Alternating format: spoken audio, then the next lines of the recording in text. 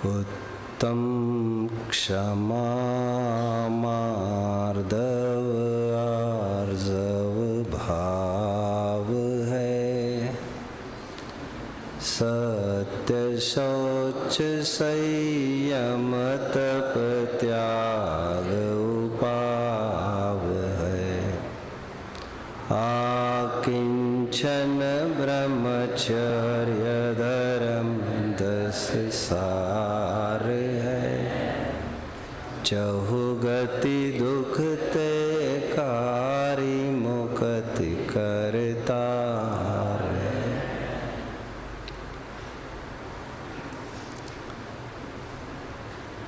ज्ञानार्थियों, इस विश्व में सबसे जानदार और सबसे समझदार कोई प्राणी होगा तो इसमें शक की कोई गुंजाइश नहीं है कि मानव ही सर्वोपरि है।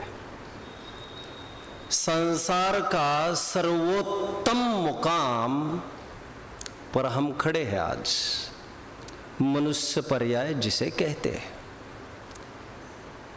आगम से, अनुमान से, अनुभव से ये बात प्रमाणित है। हाथ कंगन को आरसी क्या।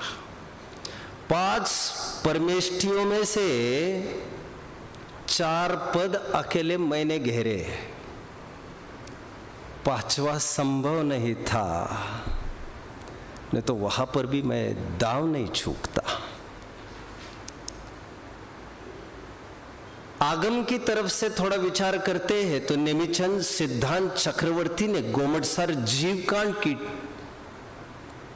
लिखते समय गति मार्गणा का प्रकरण लिखा है। यदि आपने पढ़ा होगा, मार्गणाओं का प्रकरण है कि जीवकांड में, उसमें गति मार्गणा का एक प्रकरण आता है, बढ़िया जबरदस्त प्रकरण है। गति मार्गणा के अंतर्गत मनुष्य गति का एक प्रकरण है।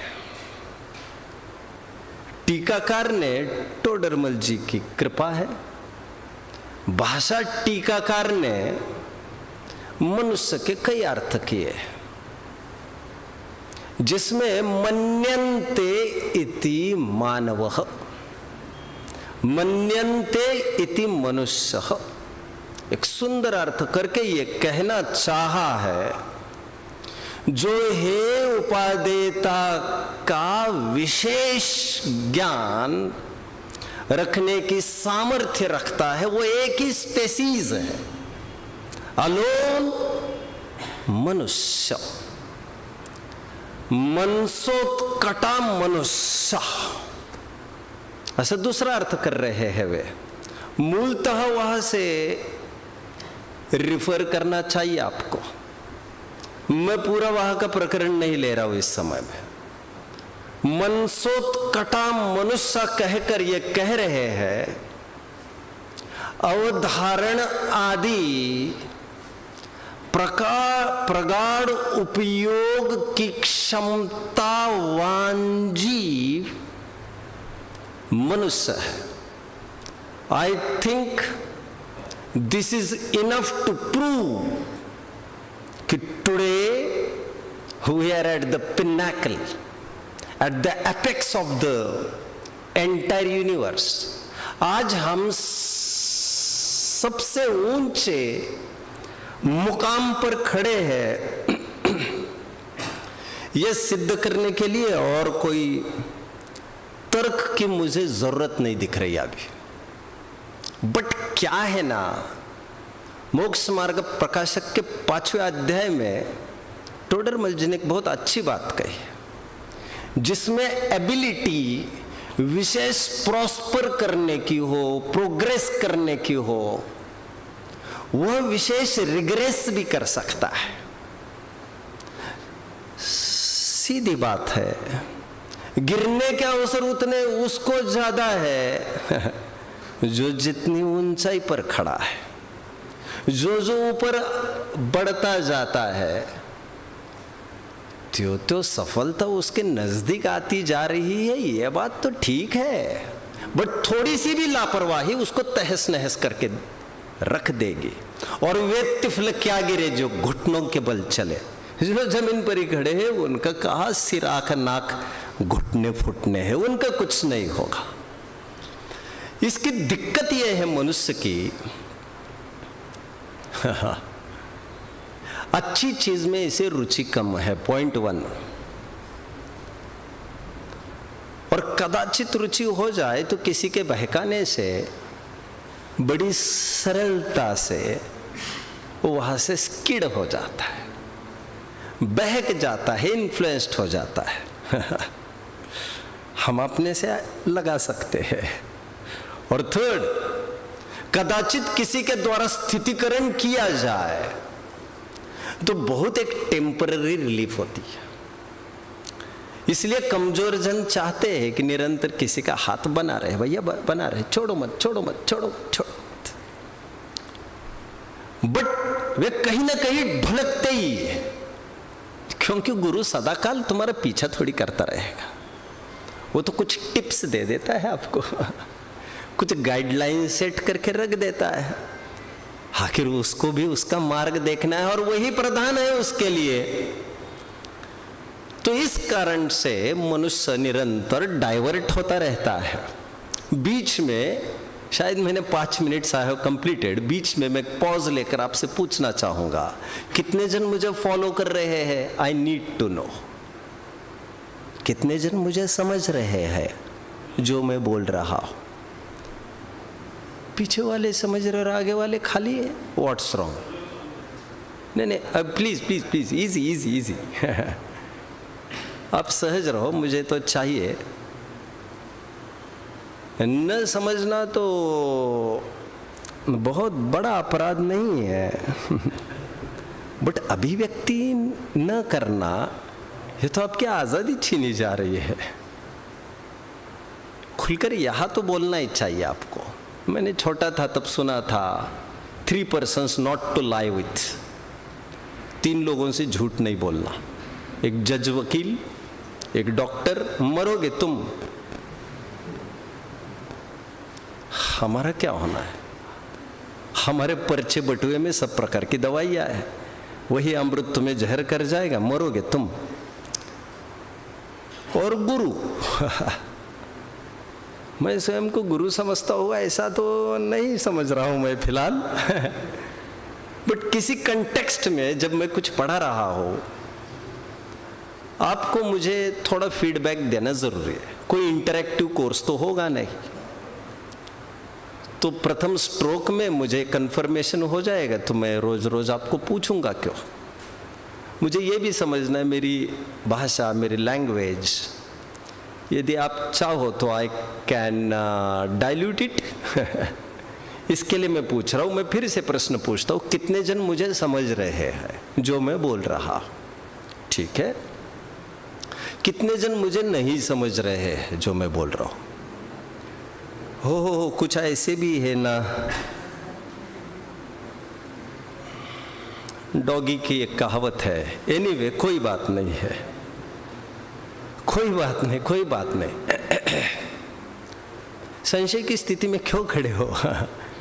एफर्मेशन कंफर्मेशन जरूरी है। नहीं समझ में आ रहा हो तो मैं मल्टीपल लॉजिक से आई विल अप्रोच। मैं आपको छोड़ूंगा नहीं। आप मेरे सामने बैठे हो और जिन शासन सर्व समाधानकारी है, मैं जिनवानी को भी कम नहीं आंकता और वैसे स्वयं को भी नहीं, क्योंकि मैंने उपासना की है मेरे तरीके से। और मैं चाहता हूं जब आप समय दे रहे हो, उस समय का प्रॉपर यूटिलाइजेशन होना जरूरी है, आपको समझना जरूरी है। और यूर यंगस्टर्स, आप भविष्य के निर्माता हो। पीछे बूढ़ों को मैंने कुछ पूछा, मैं पीछे देखता भी नहीं हूं और देखूंगा भी नहीं आगे। ये रिस्क कौन उठा सकता है? कौन सो रहा है, कौन क्या कर रहा है, मैं बहुत मतलब नहीं रखता इन बातों से। लेकिन आपसे मैं बहुत मतलब रखता हूं और मेरे आने का मोटिव आप विद्यार्थी ही है। वैसे मैं गुरुकुलों में ही जाता हूं और गुरुकुलों में ही रहता हूं, समाजों में मैं जाता ही नहीं हूं, क्योंकि मुझे स्ट्रॉन्ग बिलीफ है इस बात का, यदि कुछ काम होगा तो आप लोगों से ही होगा। एनीवे, लॉजिकल अप्रोच जितना होना जरूरी है वो आप में हो सकता है, थोड़ा साइंटिफिक अप्रोच हो सकता है, इसलिए मेरा आग्रह है मैं अपने विषय की तरफ बढ़ लेता हूँ। 5-7 मिनट मेरे खर्ची हुए हैं, उसका श्रेय मैं आपको देना चाहूँगा। कोई बात नहीं, मैं ये कह रहा था दरअसल इतनी बुद्धि होने पर भी एक कमी है मनुष्य में कि उसको रुचि लगती नहीं, लगने पर भी डाइवर्ट होता रहता है, भटकता रहता है, बहकता है, किसी के मिसगाइड करने से भटकता है और फिर कदाचित आ जाए ठिकाने तो ज़्यादा टाइम नहीं रखता, फिर ढाक के 3 पात कुत्ते के 2। इसीलिए इस जीव को, मनुष्य को स्पेशली ट्रैक पर लाने के लिए कुछ अवसरों का आयोजन किया जाता है, होता है। गवर्नमेंट भी जब एक रोड पर आपको ड्राइव करना है, राइड करना है, जबकि खुला दिन है, खुले रोड्स है, तुम आंधे भी नहीं हो, गाड़ी भी ठीक ठाक है, ब्रेक फेल भी नहीं हुआ है, फिर भी स्पीड ब्रेकर की जरूरत पड़ी, साइन बोर्ड्स की भी जरूरत पड़ी, रातों में नाइट लैंप्स होते हैं, पोल लैंप्स, नाइट पोल्स होते हैं समुद्रों में भी, इसके बावजूद भी किसी आदमी की भी जरूरत पड़ी। यह सब केवल इसीलिए है कि आप स्वयं नहीं समझ रहे हो तो एक ट्रैफिक पुलिस आपको समझा देगा, please wait, signal is on my dear, wait.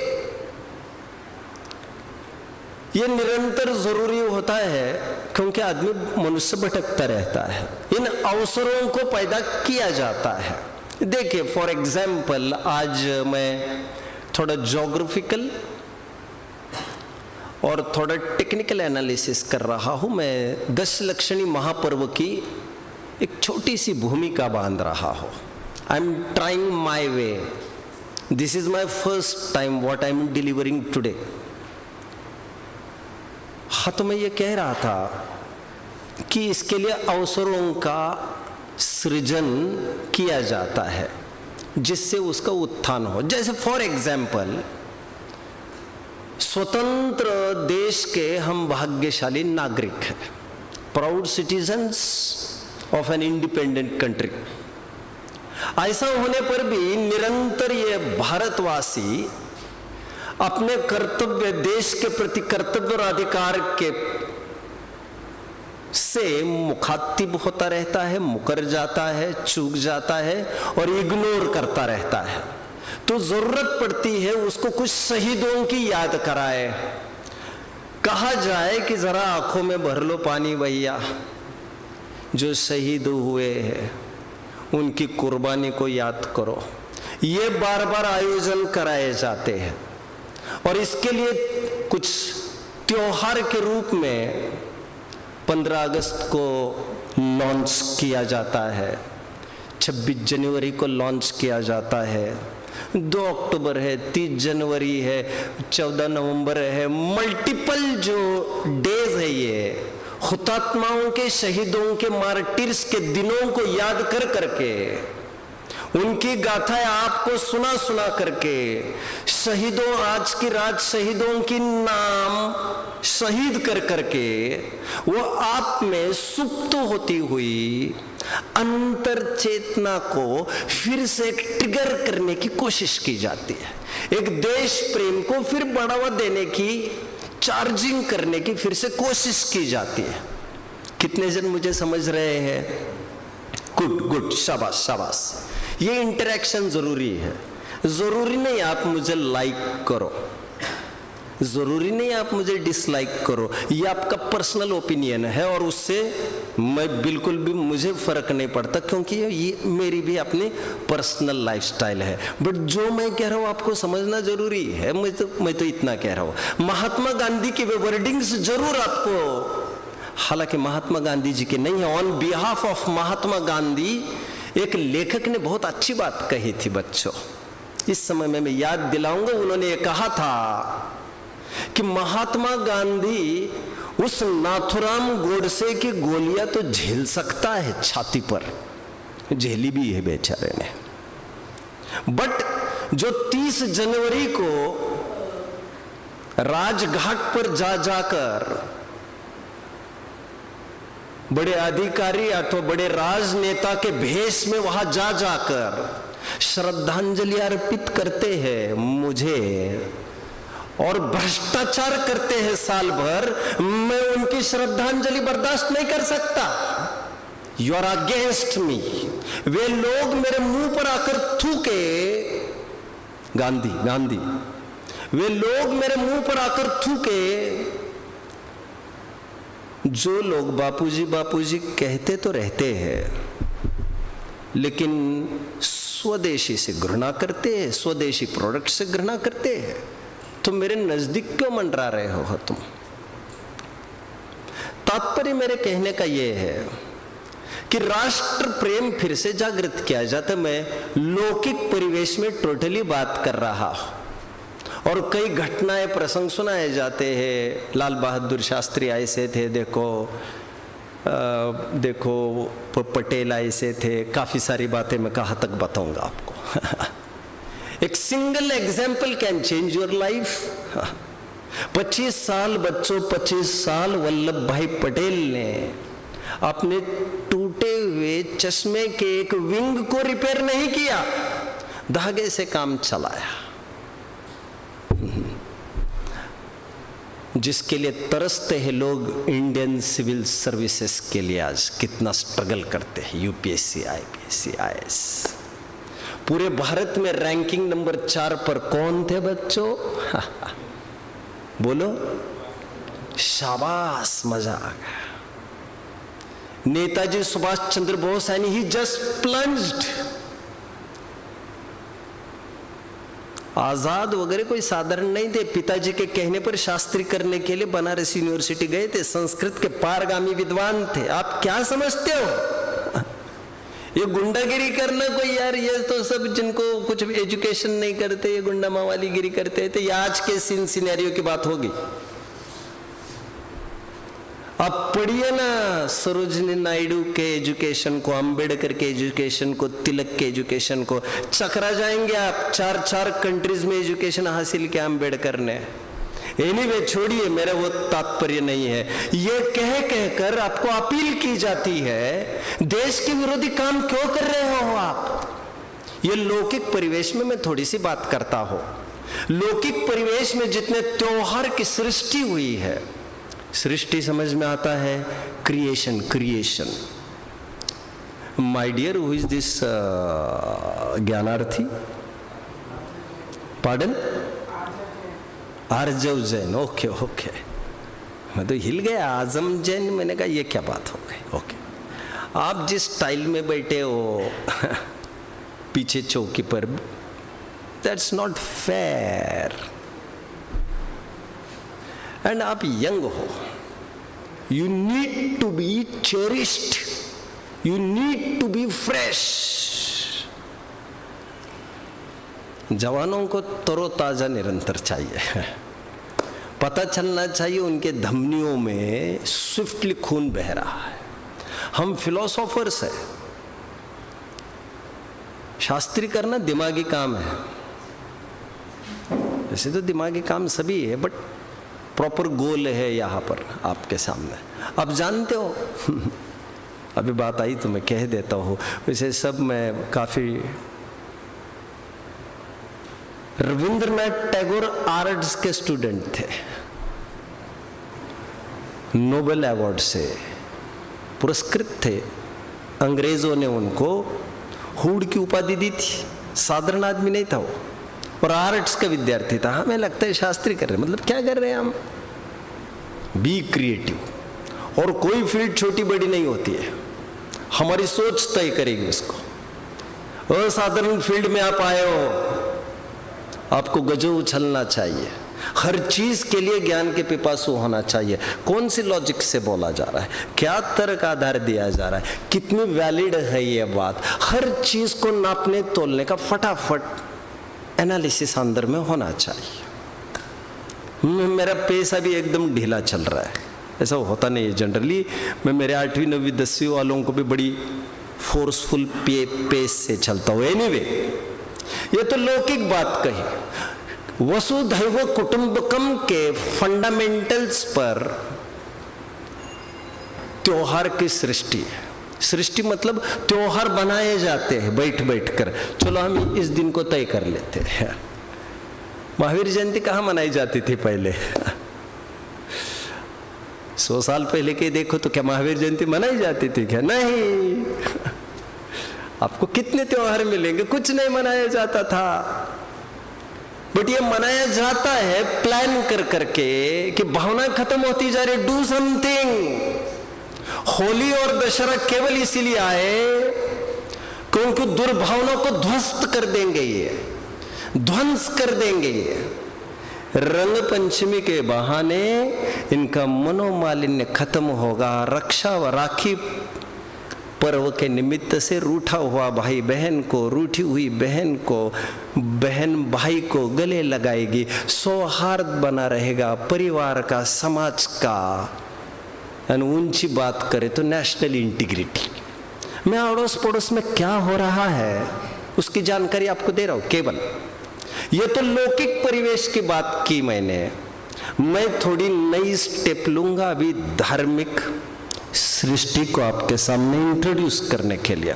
उससे पहले मैं और एक बात आपको बता देता हूं, लौकिक ही है वैसे। 1928 मोतीलाल नेहरू तो पराधीनता की जकड़नों में हाफ रहा था। ये भारतवासी जब बहुत अति हो गई तो मोतीलाल नेहरू रस्ट तो लॉर्ड एरविन, पढ़ा होगा यदि किसी ने, और बोले बहुत आतंक मचाया जा रहा है जी, ना हम अपने त्योहार पर्व मना पा रहे और हमारे कल्चर और भावनाओं की भी ऐसी तैसी हो रही है, कुछ करिए। मोतीलाल नेहरू एरविन के पास गए, नेहरू रिपोर्ट कहते हैं उसको, अपना एक नया संविधान लेकर, और ये कहा डोमिनियन स्टेट की मांग की, स्वायत्त राज्य। कितने जन ने सुना है ये जो मैं कह रहा हूं? शाबाश, बढ़िया बढ़िया, सभी जन जानते हैं। लॉर्ड इरविन ने क्या किया? स्वायत्त राज्य क्या होता है? देश तुम ही संभालो भैया, तुम ही मालिक बने रहो, लेकिन जो हेड्स है, पोस्ट है, उसके हेड्स वो हमारे पास दो तो हमें कम्युनिकेट करने में आसानी होती है। तो लॉर्ड इरविन ने क्या किया था? उस कागज को जो संविधान लाया था उसको 1000 टुकड़े करके डस्टबिन में फेंक दिया। अब ये पता चला जवाहरलाल नेहरू को। क्या ऐसा किया? डिनाई किया, जबकि कोई खास बात नहीं थी। ये तो इंसल्ट कर रहे हैं, ये तो हमको साधारण समझ रहे हैं। 1929 दिसंबर में एक लाहौर में लाहौर अधिवेशन किया पंडित नेहरू ने, सुना होगा। और उस लाहौर अधिवेशन में यह पारित किया गया कि हम स्वतंत्र हो गए हैं, होने वाले हैं नहीं, हो गए हैं। और इसके बाद 26 जनवरी को तय किया गया। 26 जनवरी 1930 में पहली बार झंडा लहराया गया और तय किया गया इसके बाद ये हमारा स्वतंत्र दिन ये होगा। स्वतंत्रता की गूंज निरंतर हो गए। वो आपकी सुप्त भावना को फिर से जिंदा दिली लाती है। त्योहारों से परे एक पर्वों की सृष्टि है ज्ञानार्थियों। उन पर्वों की सृष्टि में होता क्या है? यह जीव कुछ घटनाएं देख देख कर विरक्त तो होता है, उसको लगने तो लगता है शरीर, भोग, संसार सब असार है, सारभूत तो आत्मकल्याण है। यह समय समय पर ऐसा लगने पर भी वो अपनी बात पर टिक नहीं पाता जैसे टिकना चाहिए।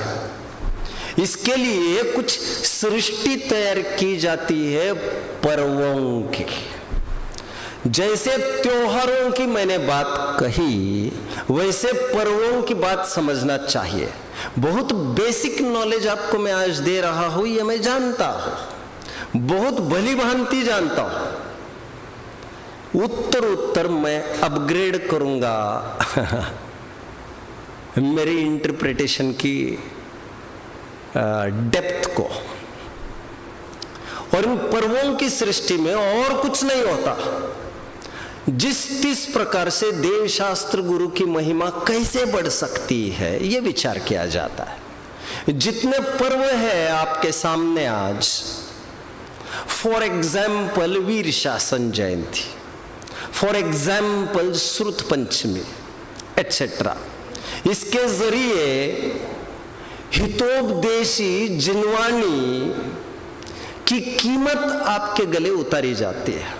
श्रुत पंचमी के दिन बताया जाता है 90,000 श्लोक प्रमाण, भैया 90,000 श्लोक प्रमाण वीरसेन आचार्य ने टीका लिखी।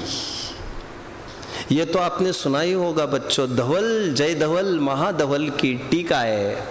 अभी 100 साल तक भी मूड बद्री वगैरह में हाथ नहीं लगाने देते थे, जानते हैं ना बच्चों आप।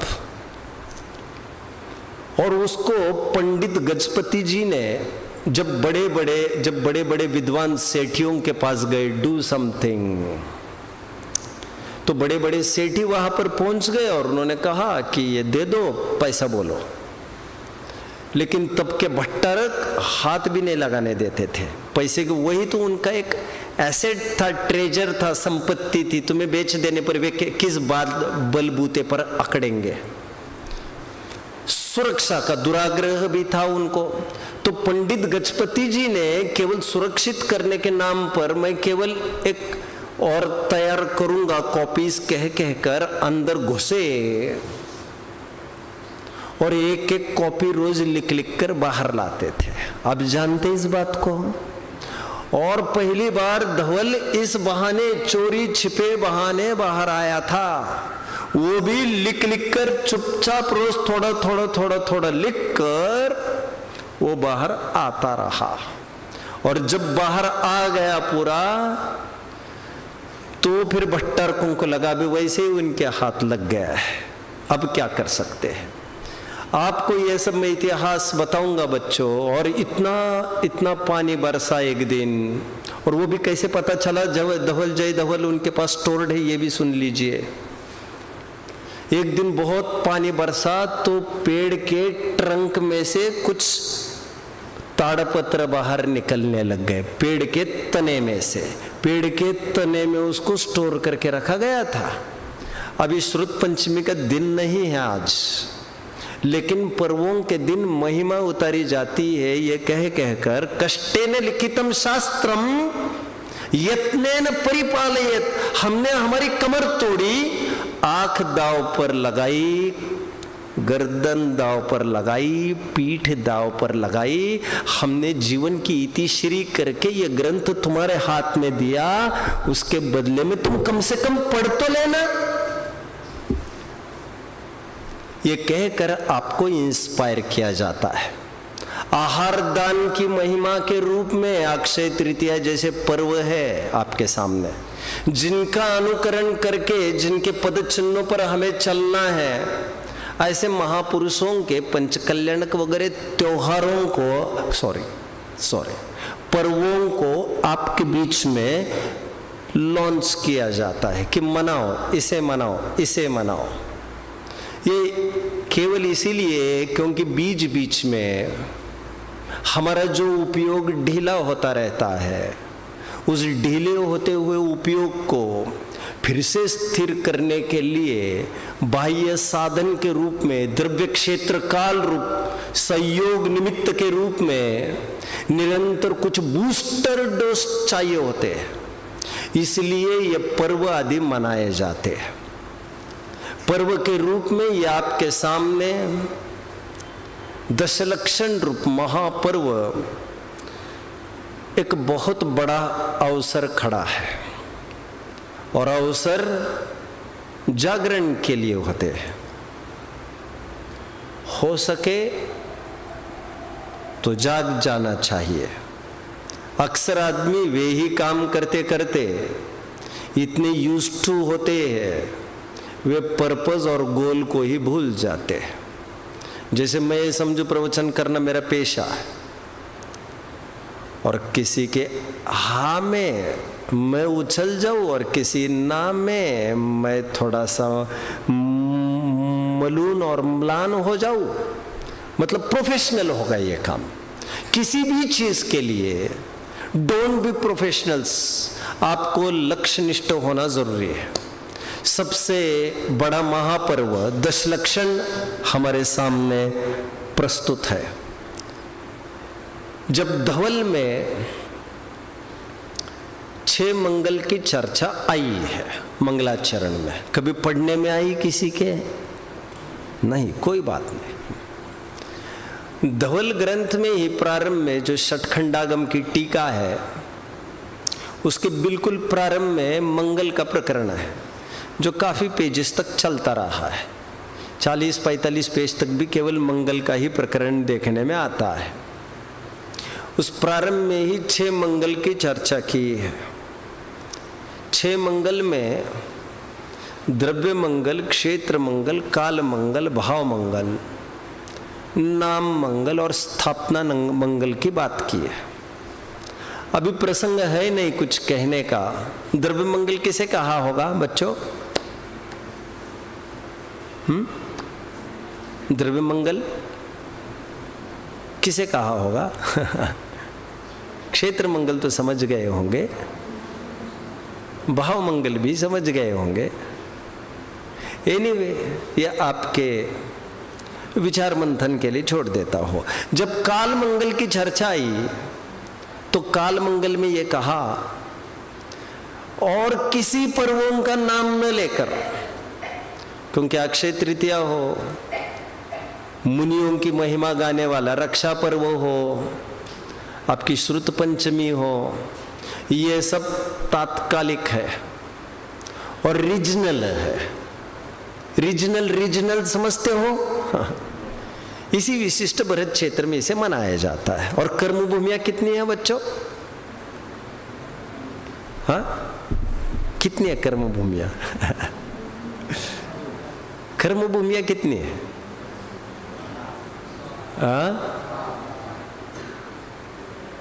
कर्म भूमियां कितनी है? अब ये भी मंथन पर छोड़ दो तो अब मंथन क्या क्या कर लेंगे? ऐसा ना हो जाए क्लास की पढ़ाई कम और होमवर्क ज्यादा। इतना तो बताना चाहिए यार, आपसे ये तो एक्सपेक्टेड है। Anyway, don't get discouraged. कर्म भूमियां कितनी, क्या हुआ निर्णय? अच्छा, सीनियर्स बच्चे नहीं है, शायद वे बता देते, कोई बात नहीं। कर्म भूमियां होने के लिए 170 है बच्चों। अभी ये ना कहना हाँ 170 कर्म भूमियां है। वैसे तो भरत क्षेत्र में जो पर्व मनाए जाते हैं, इस भरत क्षेत्र में जरूरी थोड़ी है पांचों भरत में, पांचों ऐरावत में, 160 विधेय में वे ही मनाए जाए। बट दशलक्षण, 3 दशलक्षण, 3 अष्टानिकाय, 2 अष्टमी, 2 अष्टमियां, 2 14 जो 1 महीने में आती है, इनको शाश्वत पर्व कहकर इन्हें काल मंगल के अंतर्गत इनको लिया है धवलकार ने। दशलक्षण बाय सेल्फ, इसीलिए इसे पर्वाधिराज कहना चाहिए। ग्रंथों में इसे अब नोट करने का ट्रेंड नहीं है क्या आपके यहां? कर रहा है कोई नोट्स, कोई बना रहा हो तो थोड़ा raise your hand and give your confirmation. I would like to check your notes. Session के बाद मैं देखूंगा आपकी नोट्स। एनीवे एक मिलिट्री का आदमी बंदूक के बिना उसका काम क्या है भैया? वर्दिया तो वैसे ही नहीं है।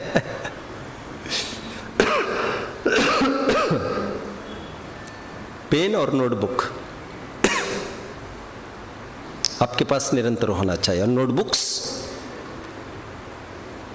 प्रिफरेबली आपको यहां पर आगे चौकी पर रखनी है। चौकी पर, नीचे गर्दन झुकाने की जरूरत क्या है? चौकी आपके लिए ही तो रखी है। एनीवे, मैं कहां पर खड़ा हूं? शाश्वत पर्व पर खड़ा था मैं। अब कुछ लोग 10 लक्षण महापर्व को पर्यूषण पर्व ऐसा सुना है आपने नाम? मैं आपको थोड़ा ज्ञापित करा दूं इस बात को। मूलतः पर्यूषण शब्द कहां पर आया है? मैं थोड़ा बेसिक ही चर्चा ले रहा हूं आज। मैं फिर से कह रहा हूं, ये बेसिक इंफॉर्मेशन आपको एक जगह शायद नहीं मिले, तो मुझे लगा ये मुझे करना चाहिए। मूलाचार ग्रंथ में और स्पेशली भगवती आराधना ग्रंथ में उसकी विजयोदया टीका है। उस टीका में 10 कल्पों की चर्चा है।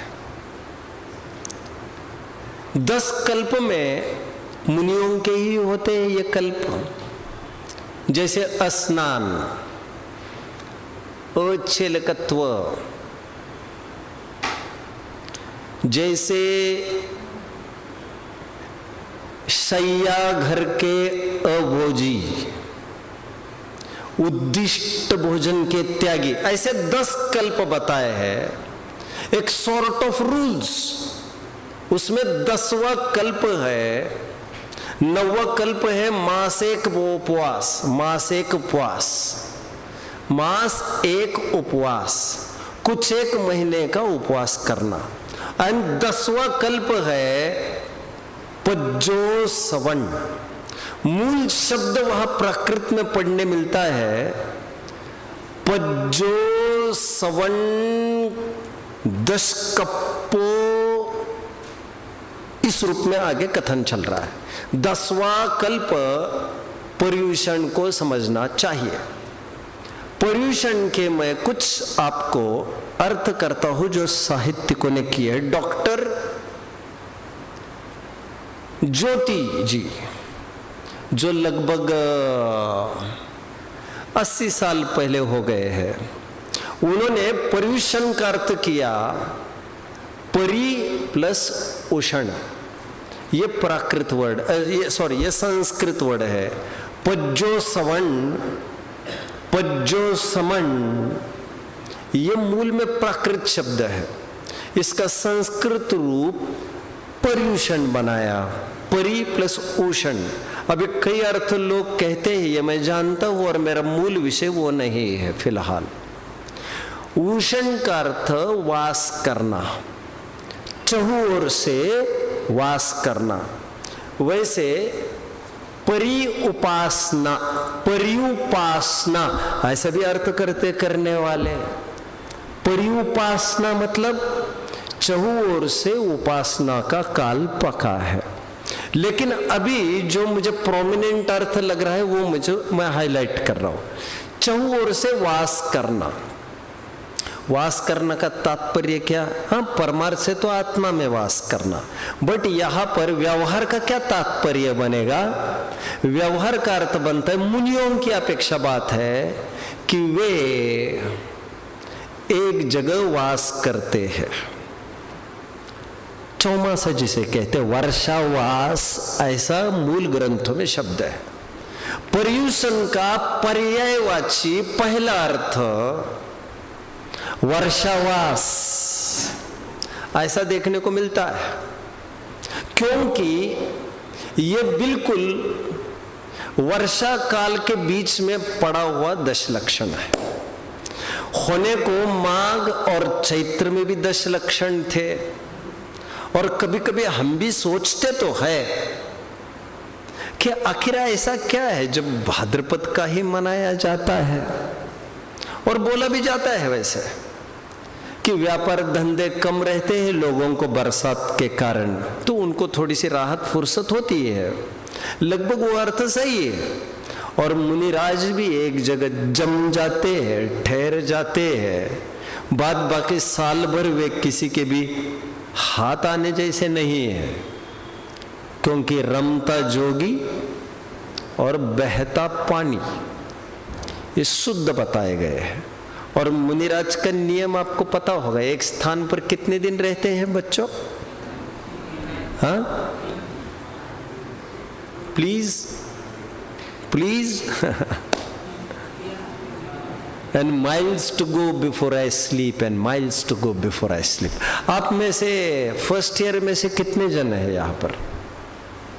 ओके, आपका तीसरा साल चल रहा है, राइट? आपसे एक्सपेक्टेड तो है आप उत्तर दे, कोई बात नहीं। आप ना, मुझे ज्ञानार्जन करना है और मैं ज्ञानार्जन के लिए ही यहाँ आया हूँ।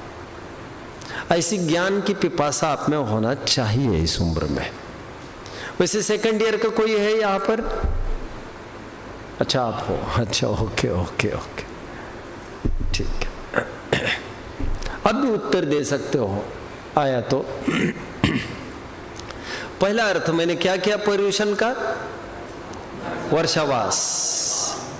हाँ, मैं प्रश्न पूछ रहा था, मुनिराज एक जगह एक स्थान पर कितने दिन रहते हैं? क्या मैं ये भी मंथन को दे दूं? क्या किया जाए? देखिए बच्चों, एक दिन और 5 दिन ऐसा रेंज दिया गया है। यदि छोटे गांव के समीप रुके हो, समीप मतलब पास, मतलब कोई बहुत पास नहीं है ना, दूर ही समझ लीजिए आप, उसकी पेरीफेरी में कहिए। टोडरमल जी की वे लाइन से याद आ रही है, जब नगर के समीप ही रहने का निषेध था तो नगर में रहने का तो हुआ ही। उससे ना टकराए मेरी बात, इसलिए मैं थोड़ा सावधान हूं। मुनिराज को नगर के समीप भी रहने का निषेध था, पंडित जी कह रहे, तो नगर में कैसे रह सकते हैं माय डियर? ये पंडित जी आत्मानुशासन के एक छंद को कोट करते समय कह रहे, इतस्ततश्च चतस्यन्तो विभावर्याम यथा मृगा।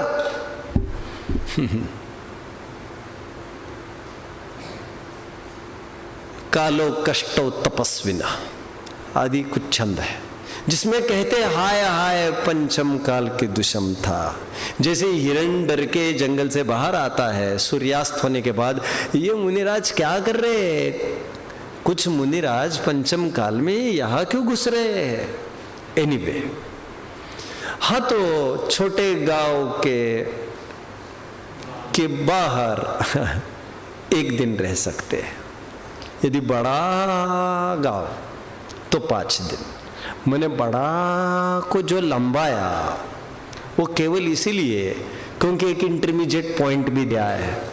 यदि बीच का कोई बात हो तो 3 दिन रुक सकते हैं हम, अनुमान से 1 दिन से 5 दिन तक समझ सकते हैं। बट इस वर्षावास में वे चौमासा कर लेते हैं, कोई स्थिति गंभीर नहीं बनती हो तो वे 5 महीने तक भी रह सकते हैं। 5 महीने तक क्यों कह रहा हूं? क्योंकि चौमासा मतलब 4 महीने ऐसा नहीं।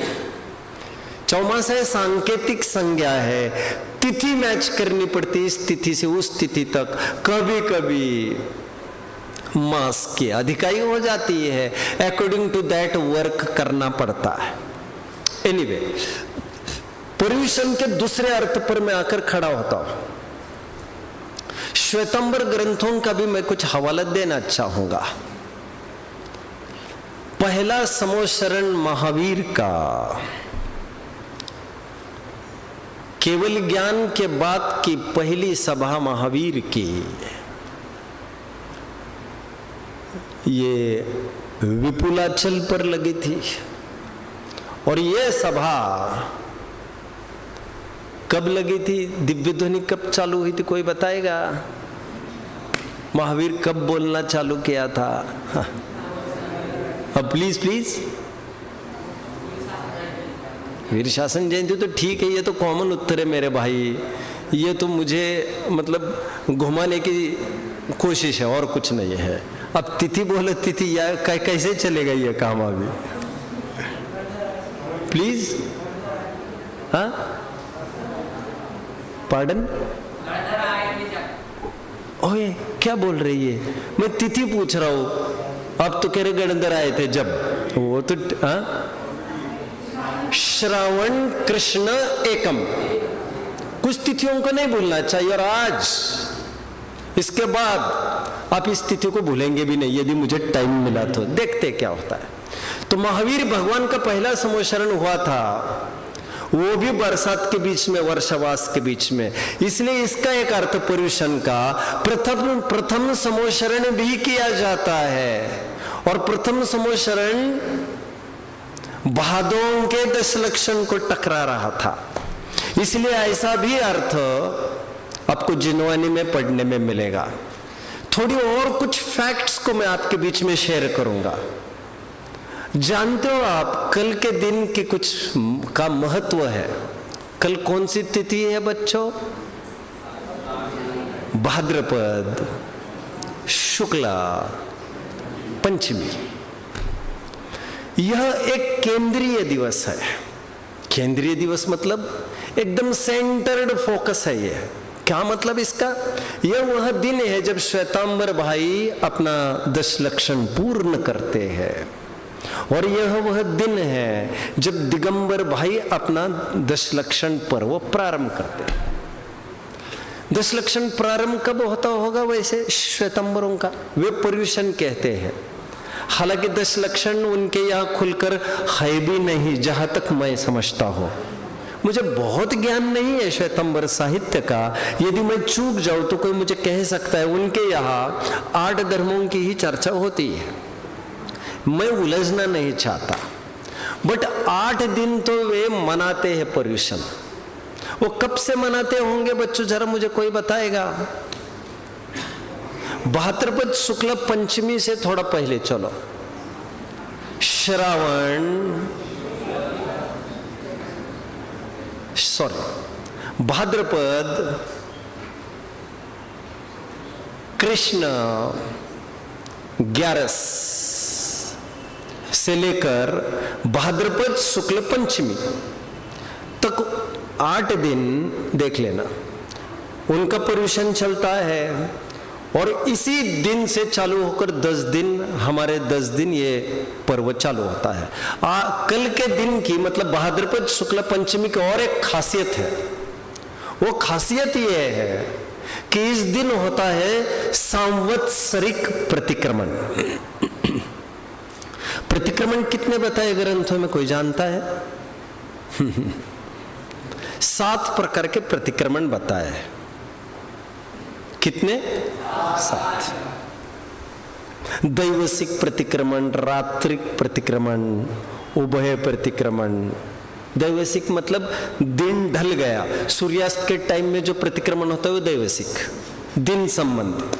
अभी रात खत्म हो गई, सूर्योदय के टाइम में जो प्रतिक्रमण होता है वो रात्रिक प्रतिक्रमण। अब 15-15 दिन की बात करते हो वो तो है ही एडिशनल प्रतिक्रमण।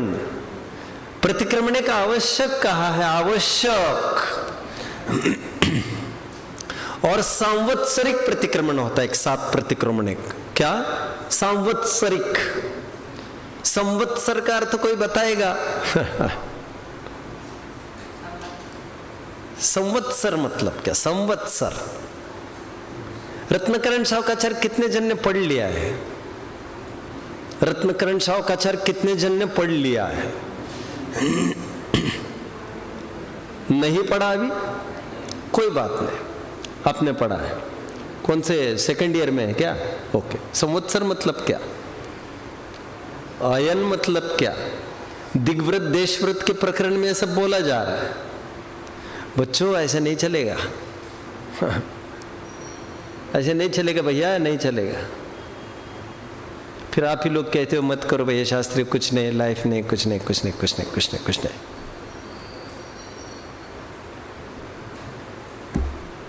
किंग मार्टिन लूथर का एक कोट मिला तो पढ़ लेना चाहिए।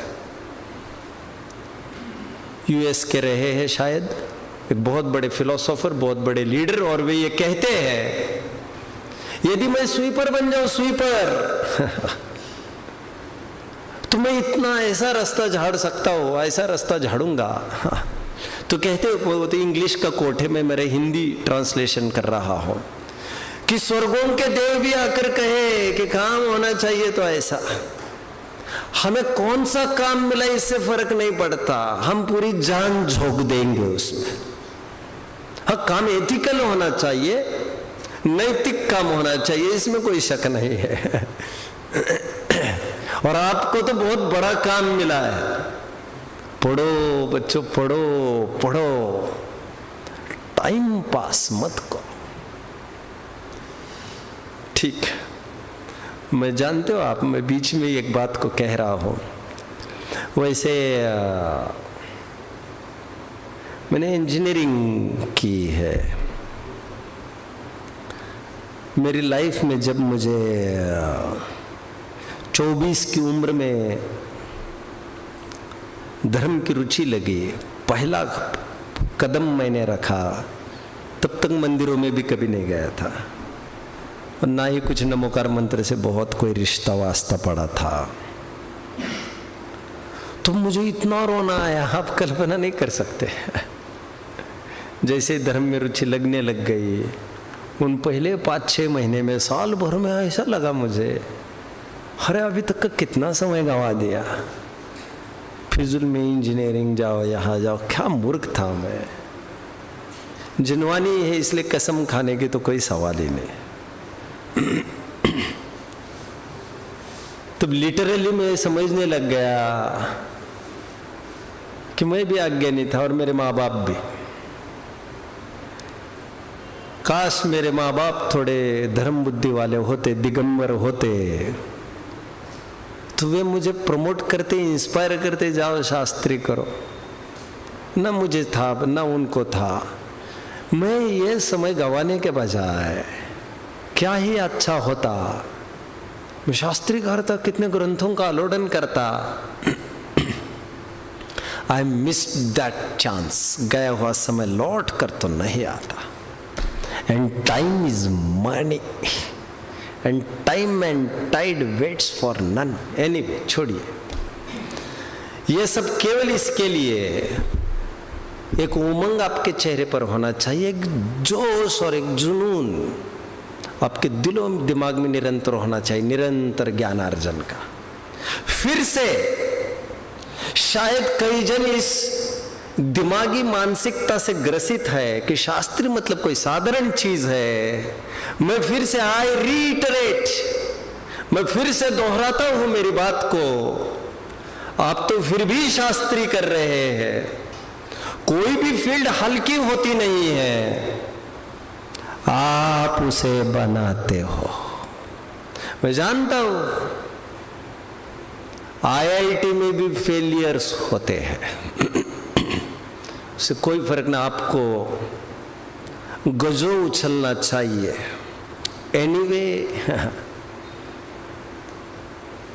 एनीवे छोड़िए, अभी मैं बहुत प्रेरणा करने में टाइम जाया नहीं कर सकता। कमिंग बैक, आज के दिन की में कुछ विशेषता। संवत्सर का अर्थ बच्चों वर्ष होता है, अयन का अर्थ 6 महीने होता है, ऋतु का अर्थ 4 महीने। ऐसा दिग्व्रत देशव्रत का प्रकरण चल रहा है बच्चों, उच्छ्छन्न श्लोक में बोला जा रहा है। मिलेगा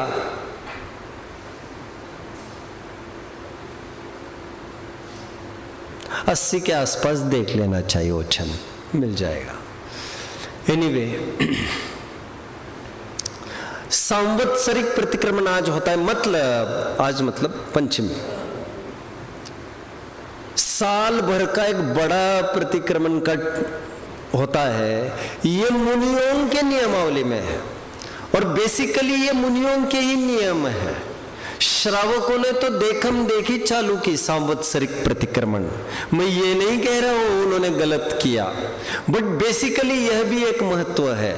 मैं थोड़ा आपको कुछ हिस्टोरिकल फैक्ट्स भी बताना चाहूंगा इससे थोड़ी जुड़ी। वैसे दशलक्षण पर्व क्यों मनाते हैं, कोई पूछे तो आपका क्या कारण, क्या इसमें उत्तर होगा, कोई मुझे बताएगा please?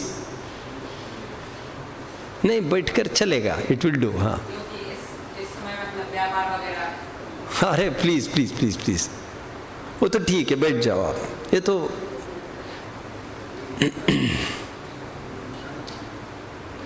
Dashlakshan Parva in general, I am not talking about Bhadrapad और दैट, क्यों मनाए जाते हैं?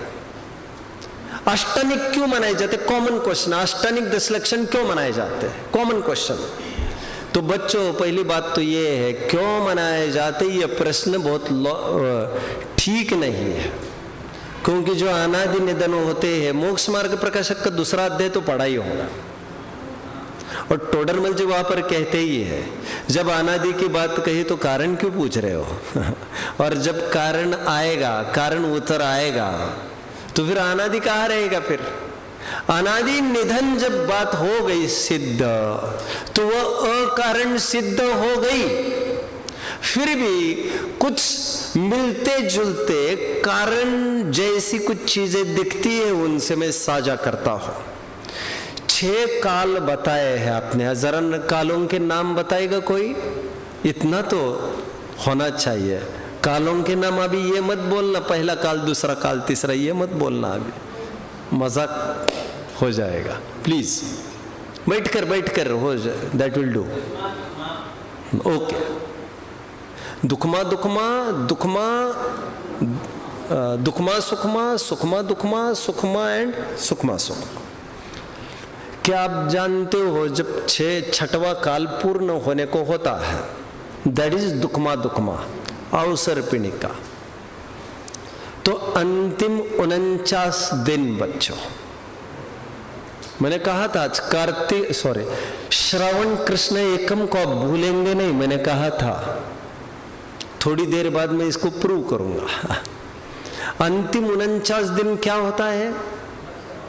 भयंकर बरसात होती है, 7 दिन 7 प्रकार की ईच,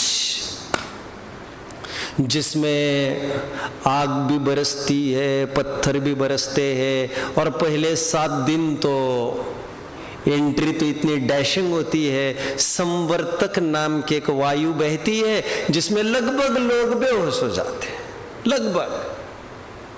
और जहर, एसिड, ये तो बाद में बरसने वाला है। अरे अभी कुछ नहीं बचा है, अभी क्या होगा? 49 दिन तबाही मच जाती है। ये 49 दिन के बाद, ये 49 दिन के दरमियान कुछ देव और विद्याधर आकर कुछ देव और तिर्यंचों के युगलों को, कुछ तिर्यंच और मनुष्यों को ले जाते हैं और विजयार्ध पर्वत की गुफाओं में सेफ करते हैं। कुछ कुछ स्वयं चले जाते हैं, थोड़ा और। वैसे इन गुफाओं के जो वज्र कपाट होते हैं वो बंद रहते हैं, और अंदर में धधकती भट्टी जैसी आग जलती रहती है गुफाओं में। 6 महीने पहले ही, 49 दिन के चालू होने के 6 महीने पहले ही देवगण उस दरवाजे को खोल देते हैं, जिससे वो आग शांत हो। अभी भी ऐसे जीव है जिनका कुछ पुण्य का उदय है, फिर वे जब कुछ कुछ स्वयं आते हैं, वो यहाँ पर आग ठंडी हुई होती है गुफा में, वे यहाँ पर प्रोटेक्टेड रहते हैं, उनको भोजन पान की पूरी व्यवस्था देव कराते हैं। इस विधि से वे वहां पर जी जाते हैं। कुछ एक जीव, ये 49 दिन अभी ध्यान में रखना, मैं कुछ तिथियों को भी बाद में बोलूंगा, हम ही तय कर लेंगे बाद में। फिर दूसरे दिन दुकमा काल एक नया चालू होता है, अवसर्पिणिका। कितने जन समझ रहे हैं? नया दुकमा चालू होता है, अवसर्पिणिका। यह दिन श्रावण कृष्ण एकम का होता है। आपको जानना जरूरी है, हर एक काल का प्रारंभ श्रावण कृष्ण एकम से ही होता है। पहला काल हो, दूसरा काल हो, तीसरा काल हो, चौथा काल हो, पांचवा काल हो, छठवां काल हो। इसलिए निरंतर प्रचार किया जा रहा है अभी कि भैया 1 जनवरी हमारा नया वर्ष नहीं है। अरे जैनियों, don't greet happy new year to each other on the 1st of January. तो जैनियों का नवीन वर्ष कैलेंडर के हिसाब से तो दीपावली है, या तो उसको तुम बोलो, लेकिन वो भी कंडीशनल है, एक टाइम बिंग के लिए। अनादि निधन वर्ष का प्रारंभ हमारे यहाँ श्रावण कृष्ण एकम को ही होता है। हर काल का प्रारंभ वहां से होता है। तो दुकमा को सुनिए अभी महत्व। दुकमा का पहला दिन कौन सा बच्चों? श्रावण कृष्ण एकम। मतलब कल का दिन कौन सा था?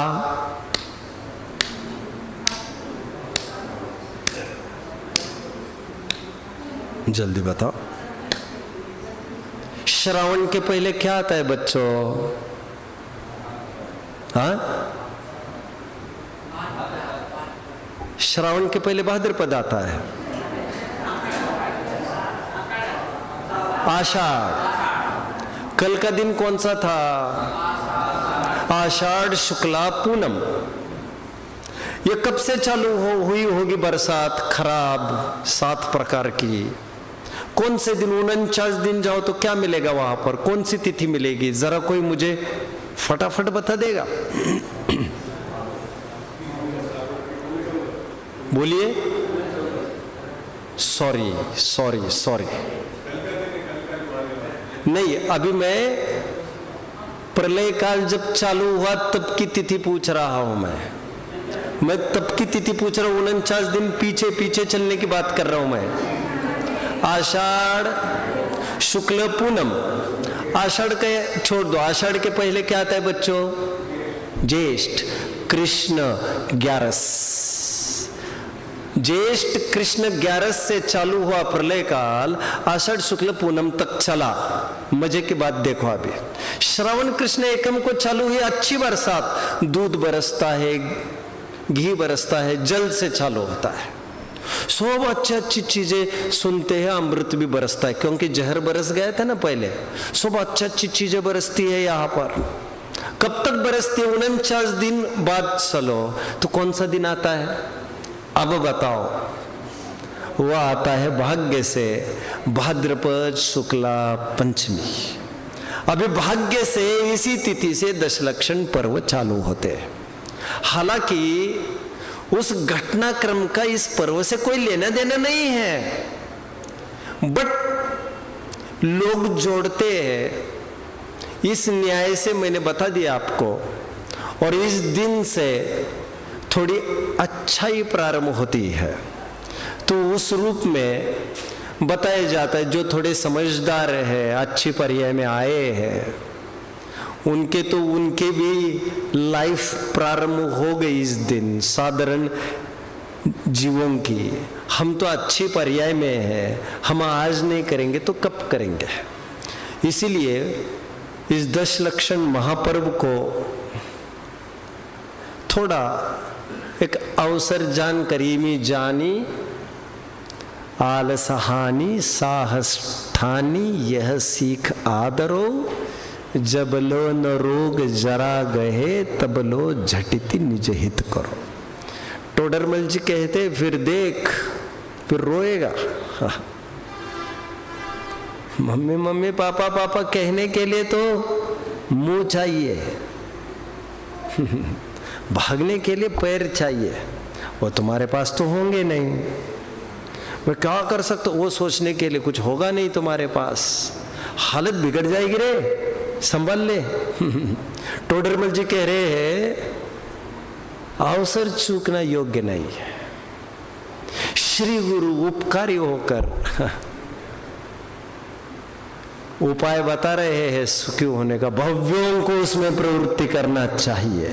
अवसर चूकना योग्य नहीं है। दशलक्षणी महापर्व की थोड़ी ज्योग्राफिकल धुंधली धुंधली सी कुछ हिस्टोरिकल फैक्ट्स को अटैच करके एक छोटी सी भूमिका मैंने जमाने की कोशिश की है, और साथ में ये भी कहा है इस मनुष्यों को कुछ अवसरों की ज़रूरत होती है एवेकनिंग के लिए। उसके रूप में ये 10 लक्षण बहुत कारगर होते हैं। वन मोर थिंग, 10 लक्षण कितनी बार आता है साल में? 3 बार का महत्व समझिए जरा। 2 बार आता तो क्या होता? सुनिए, आप लोगों ने गोमटसर कर्मकांड भाग 1 नहीं पढ़ा होगा, ओके, वैसे फुर्सत मिले तो पढ़ लेना चाहिए। शायद 45वीं 46वीं गाथा होगी, अध्याय 1 गोमटसर कर्मकांड। उसमें कषाय वासना काल का प्रकरण है, जिसमें बताया गया है कि मिथ्या दृष्टि का कषाय वासना काल अनंत काल का, चतुर्थ गुणस्थान वर्ती का कषाय वासना काल 6 माह का। किसी के पढ़ने में है ये विषय? किसी के भी पढ़ने में नहीं। मतलब क्या मेरा ही ठेका है पढ़ने का और मुक्त होने का? मुक्त सबको होना और पढ़ू मैं ही? वाह रे वाह, मतलब ये तो ऐसा हो गया हम कपड़े संभालते हैं। हर कपड़े ही संभालोगे क्या? चाहिए किसको है? बच्चों, चतुर्थ गुणस्थान वर्ती जीव यदि शुद्धोपयोग न करे तो ज्यादा से ज्यादा कितना टाइम तक चल सकता है? और चतुर्थ गुणस्थान बना रहना है उसका। 6 महीने से अधिक एक समय भी नहीं चलेगा। इसलिए जितनी घटनाएं ना, रामायण के लड़ाई की हो, लक्ष्मण के लाश के ढोने की हो, 6 माह की मिलेगी आपको। यदि एक दिन भी ज्यादा ढोते वॉश और क्षायिक सम्यक्ति बैठे हैं, ऐसा होना नहीं था। अभी लोग कहते कृतांत वक्र का जीव आया, जटायु का जीव आया, संबोधन किया, ठीक है, वो धर्मेंद्र और धर्मेंद्र की देवी बचाने आई थी पार्श्वनाथ को, वैसी वाली बात है। एनीवे, 3 बार 10 लक्षण आने का यह भी एक महत्व है कि 6 माह से ज्यादा हो जाता, साल में 2 बार भी आता तो थोड़ी मुश्किल पड़ जाती। और हमारे यहाँ और एक कलश है बच्चों, षण्मासम एकम, सुना है अमृत चंद्र स्वामी का आत्मख्याति का, जिसमें वे कहते जो 6 महीने के लिए भी इस शरीर को पार्श्ववर्ती एक पड़ोसी के रूप में निरंतर धगज करता रहेगा, निरंतर धुन लगाएगा, 6 महीने का कोर्स दिया, उसका काम हो जाएगा। तो यह काल कषाय वासना काल का है, चतुर्थ गुणस्थान वर्ती का, और इसीलिए साल में 3 बार आने का एक मनोवैज्ञानिक कारण भी जमता है। एनीवे, टोडरमल जी की एक लाइन कहकर मैं होल्ड करूंगा। टोडरमल जी कहते हैं 240 पेज व्यवहाराभासी प्रकरण, सम्यक चारित्र का अन्यथापना। बीचों बीच में ये लिखते हैं, कुछ लोग कुछ धर्म पर्व को तो बड़े शोर शराबे से मनाते हैं और कुछ धर्म पर्व को बिल्कुल सन्नाटे से आए गए पता ही नहीं चलता।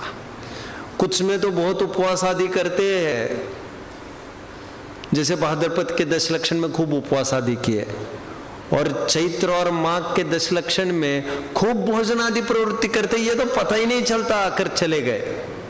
एक में खूब आराम की मुख्यता है और एक में खूब दान आदि करते हैं। टोडरमल जी कहते हैं यदि धर्म बुद्धि से करना था तुम्हें तो यथा योग्य सभी धर्म पर्वों में यथा योग्य शक्ति प्रमाण समान रूप से प्रवृत्ति करता।